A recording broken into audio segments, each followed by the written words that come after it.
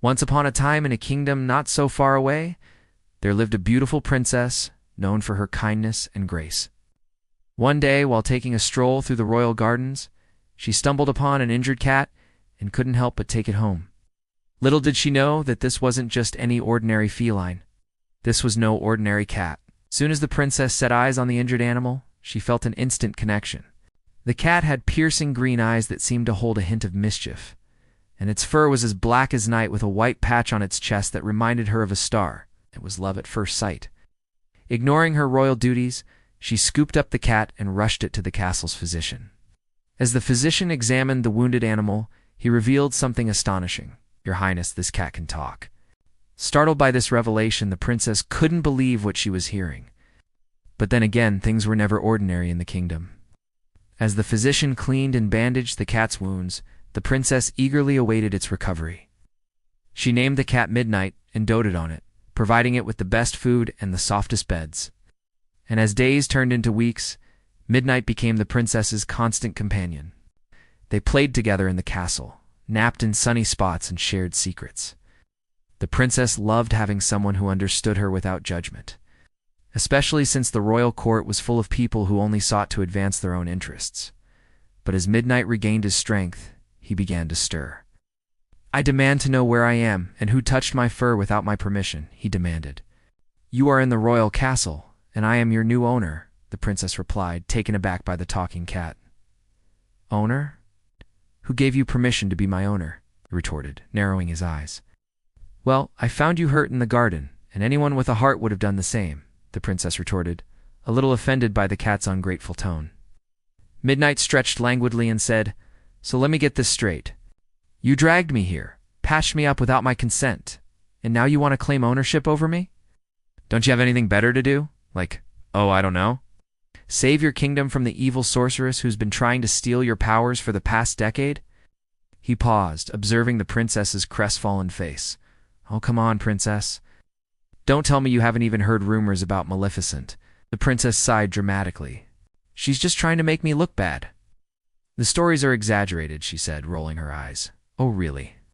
Then why is everyone in the kingdom terrified of you and your so-called powers? Honestly, if I didn't know any better, I'd say you're doing a fantastic job of upholding your end of the bargain." He got up on his hind legs and gestured to the heavy oak door with a paw. "Out you go. Find yourself a new castle to rule over, because as far as I'm concerned, you've lost the right to call yourself a princess." He turned his back on her and started walking towards the door. The princess was shocked. She couldn't believe her beloved cat was throwing her out of her own castle. Was this the thanks she got for saving his life?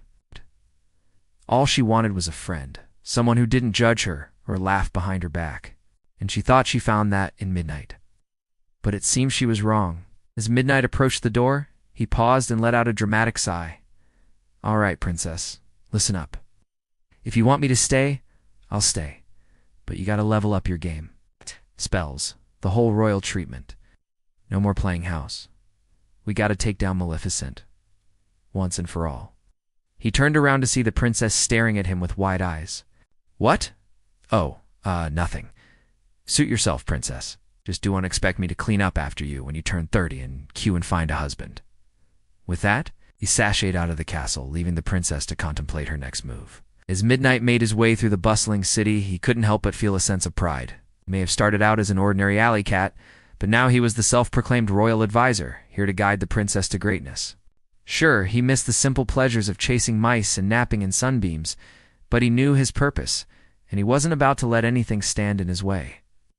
With a flick of his tail and a swagger in his step, he headed toward the Whispering Woods, where rumors had it the shy sorceress Alara lived. Alara possessed the power to grant wishes, but she was notoriously difficult to track down and even harder to please. Still, Midnight was determined to persuade her to become the princess's confidant. After all, what was a little magic between friends? Meanwhile, the princess was deep in thought. Midnight was right. She couldn't keep hiding behind her royal duties and avoiding her responsibilities. It was time for her to take charge and protect her kingdom, but where to start? She had no idea how to wield her powers or defeat Maleficent. Feeling frustrated and overwhelmed, she decided to pay a visit to the royal library. Maybe there was some ancient scroll or long-forgotten spell that could help her. As she searched through dusty tomes, she stumbled upon a book titled The Art of Persuasion. Intrigued, she opened it and began to read. Little did she know that this unassuming book would change her life forever. As the princess delved deeper into the world of magic, she discovered that her powers were greater than she ever imagined. She could control the elements, heal the sick, and even speak to animals. But with great power comes great responsibility. And soon she found herself facing dangerous challenges that tested her limits. Meanwhile, Midnight had tracked down the elusive sorceress Alara and convinced her to become the princess's mentor. Together, they formed an unlikely trio, guiding and supporting each other as they took on Maleficent and her minions. Through it all, Midnight remained by the princess's side, offering witty commentary and helping her navigate the treacherous world of royalty. In the end, the princess learned that true power came not from magic or status, but from within. She discovered that she was braver, stronger, and more capable than she ever believed possible. And as she faced her greatest fears and defeated her enemies, she realized that she had Midnight to thank for showing her the way. Now, before we wrap things up, let's address the elephant in the room. Yes, princesses are typically portrayed as graceful and elegant, but come on, who hasn't had a sassy moment? We've all had those days when we feel like our tiara is slightly crooked and our perfectly manicured nails are chipped. And let us not even get started on the endless parade of suitors who just whoa and take no for an answer. But hey, we're here to tell you that it's okay to embrace your inner sass. After all, life's too short to be anything but your true self. Even if that means letting loose with a well-timed "get out of here, you dirty, stinking, featherless biped." Now, if you're a fan of this hilarious tale, don't forget to show your support. Until next time, remember to stay sassy and keep the laughs coming.